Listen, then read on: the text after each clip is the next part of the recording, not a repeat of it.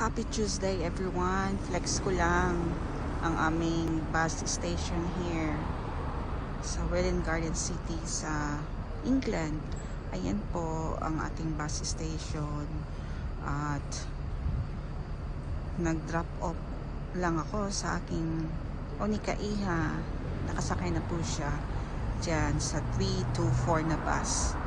Nasa loob na siya. Ganito talaga every morning, rush hour pag weekdays. So ganyan ang aming bus station dito. Maraming mga estudyante at malamig na nga. Ayan ang suot ko, makikita nyo, naka half boots at makapal na jacket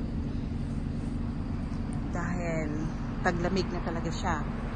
Though maganda naman ang weather today, cloudy, not sunny, pero malamig, 8 degrees na kasi. So yun lang guys. Have a happy Tuesday everyone.